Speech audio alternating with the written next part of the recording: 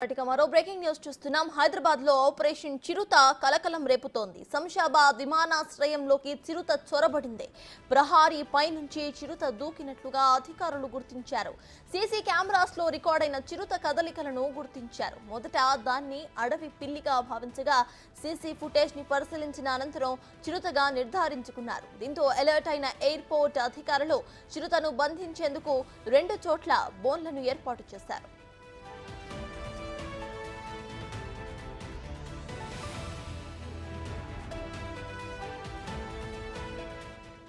చిరుత కోసం రాత్రి వరకు గాలించిన చిరుత ఆచూకీ అయితే దొరకలేదు. ఇప్పటికీ ఆపరేషన్ చిరుత కొనసాగుతోంది.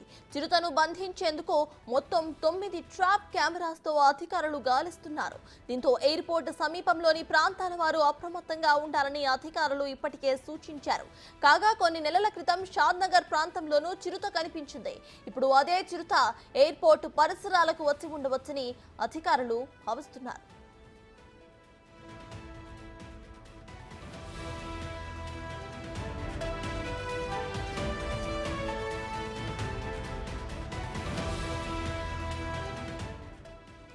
గొల్లూరు రిజర్వ్ ఫారెస్ట్ విమానాశ్రయానికి అతి సమీపంలో ఉండటంతో చిరుత ఎయిర్పోర్ట్లోకి చొరబడి ఉండవచ్చని అధికారులు భావిస్తున్నారు.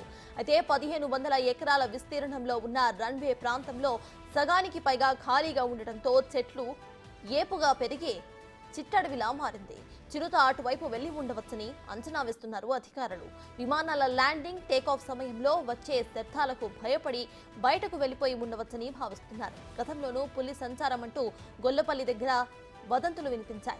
చివరికి అడవి పిల్లిగా తేల్చారు అధికారులు.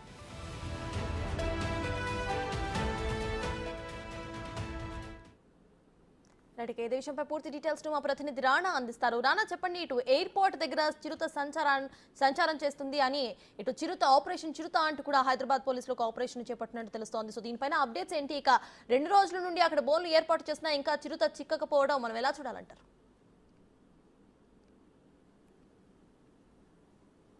సర్తాజ్, నిన్న మధ్యాహ్నం వరకు కూడా అది చిరుత లేకపోతే మరొక అనేది ఒక క్లారిటీ లేదు. నిన్న మధ్యాహ్నం క్లారిటీ వచ్చిన తర్వాత గొల్లపల్లి వాస్తవ్యులు కానీ ఇక్కడ పరిసర ప్రాంతంలో ఉన్నటువంటి వారు గ్రామస్తులు కూడా వారు భయాందోళనకు గురైనటువంటి నేపథ్యం కనపడుతుంది. ఎందుకంటే తరచుగా ఇక్కడ రెగ్యులర్గా మంచి పచ్చటి పొలాలు ఉంటాయి. ఇక్కడ రెగ్యులర్గా ఇక్కడ గులాబీ తోటలు ఉంటాయి. దాంతోపాటు జామ తోటలు కానీ మామిడి తోటలు కానీ వెంచర్స్ ఇక్కడ గోదాములు పెద్ద ఎత్తున కూడా ఉంటాయి. సో ఇంత పచ్చటి పొలాల మధ్య ఇక్కడ చిరుతలు ఎందుకు వస్తాయనేసి కూడా గ్రామస్తులు కూడా నమ్మనటువంటి నేపథ్యం ఏర్పడుతుంది. ఎందుకంటే గతంలో కూడా అనేక సార్లు ఇలాంటి వదంతులు వచ్చినప్పుడు మేము నమ్మలేదు. ఎందుకంటే అన్ని కూడా గండు పిల్లలు అడవి పిల్లలు కానీ తేల్చారు. కానీ ఇప్పుడు పులి ఉందంటే మేము నమ్మలేకపోతున్నాము. అది ఎటు నుంచి వచ్చింది, అధికారులు ఖచ్చితంగా కూడా దాన్ని పట్టుకోవాలి. ఎందుకంటే ఇక్కడ గులాబీ తోటలు ఉన్నటువంటి నేపథ్యంలో వాళ్ళందరూ రాత్రి 12 గంటల నుంచి కూడా కోతలకు వస్తారు. కోసి పొద్దున్నే 3 గంటల వరకు కోతలకు వస్తారు.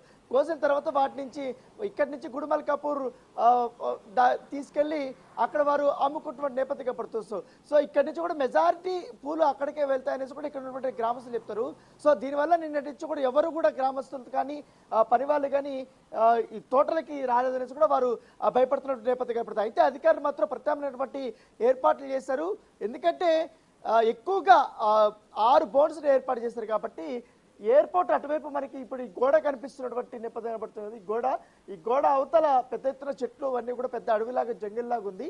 ఆ ప్రాంతంలో క్యాచింగ్ సంబంధించినటువంటి కెమెరాలు ఏర్పాటు చేశారు. మరో 6 బోన్స్ కూడా ఏర్పాటు చేస్తారు. కంపల్సరీ కూడా మేము పట్టుకుంటామని కూడా వారు అధికారులు చెప్తున్నారు. నిన్న మధ్యాహ్నం అది క్యాప్చర్ అయింది కాబట్టి మొన్న నైట్ 11:40 కూడా 50 కూడా ఒక ప్లేస్లో అంటే అత్యంత సమీపంలో ప్లేస్లో అది క్యాప్చర్ అయింది. దాని కదలికలు కూడా మేము ఒక ఐడియాకి వచ్చింది కాబట్టి కంపల్సరీ కూడా వాటిని మేము పట్టుకుంటామని చెప్తున్నారు. అయితే ఎక్కువగా ఈ రన్వే మీదకి ఫ్లైట్లు వస్తుంటాయి, టేక్ అవుతుంటాయి, ల్యాండ్ అవుతుంటాయి. ఈ సౌండ్ అనేది చాలా ఎక్కువ ఉంటాయి. సో మృగాలకి చాలా సైలెంట్ ప్లేస్ ఉండాలి రాత్రుల్లో కూడా అనేది అనుకుంటారు. కానీ ఇంత సౌండ్లో కూడా అది పారిపోయే అవకాశం ఉంది అనే నేపథ్యంలో ఇక్కడ ఉన్నటువంటి ప్రాంతాలందరినీ కూడా వారిని హెచ్చరికలు జారీ చేసినటువంటి నేపథ్యం అయితే ఏర్పడితే నిన్నటి నుంచి కూడా మనం అనేక ఊర్లలో కూడా ఈ పరిసర ప్రాంతాల్లో మనం తిరుగుతున్నాము. అందరికీ కూడా జాగ్రత్తలు మనం చెప్తున్నటువంటి నేపథ్యం ఏర్పడుతుంది. ఎందుకంటే ఈ ఫెన్సింగ్ ని దాటడం అంటే దాదాపు 7 అడుగుల పైన ఉంటుంది. ఇదంతా ఎలక్ట్రానిక్ సంబంధించిన ఫెన్సింగ్ ఉంది. ఇక్కడ ఒక క్లాత్ పడినా లేకపోతే వెంటనే వారికి అలారం వెళ్ళిపోతుంది ఎయిర్పోర్ట్ సిబ్బందికి. సో ఈ నేపథ్యంలో అది ఖచ్చితంగా లియోపాడే, ఖచ్చితంగా పులే అనేసి కూడా వారు ఎయిర్పోర్ట్ అధికారులు వాళ్ళు ఖచ్చితంగా అలాగే పెట్టుకున్నప్పటికీ వీళ్ళు గ్రామస్తులు మాత్రం మొదటి నుంచి వాళ్ళు నమ్మనటువంటి నేపథ్యం కాబట్టి. సో ఇప్పుడు మాత్రమే 8-9 గంటల ప్రాంతం నుంచి కూడా వారు అందరూ బయటకు వస్తున్నారు. వెహికల్స్ కూడా ఈ మార్గం కూడా ఇప్పుడు వారు వెళ్తున్న నేపథ్యం కాబట్టి. ఎందుకంటే మధ్యాహ్నం పూట పెద్దగా యానిమల్స్ తిరగవనేసి వీళ్ళ యొక్క నమ్ముతున్నటువంటి నేపథ్యం అయితే కనపడుతుంది. సో ఖచ్చితంగా అనేక రకాలుగా కూడా మేము పట్టుకోవడానికి ప్రయత్నిస్తున్నాం కాబట్టి గతంలో షాద్ నగర్ లో కూడా ఇలాగే కనపడింది. ఆ పూలే ఇక్కడికి వచ్చి ఉంటుంది అనేసి కూడా ఫారెస్ట్ అధికారులు వారు చెప్తున్నారు. కంపల్సరీ ఎయిర్పోర్ట్ అధికారుల యొక్క సహాయకరం తీసుకుంటున్నాం కాబట్టి ఈ యొక్క దాని కదలికలు దాని యొక్క ఫుట్ ప్రింట్స్ బేస్ చేసుకుని మేము సర్చింగ్ ఆపరేషన్ చేస్తున్నామంటూ కూడా అధికారులు చెప్తున్నారు. Right, thank you Rana.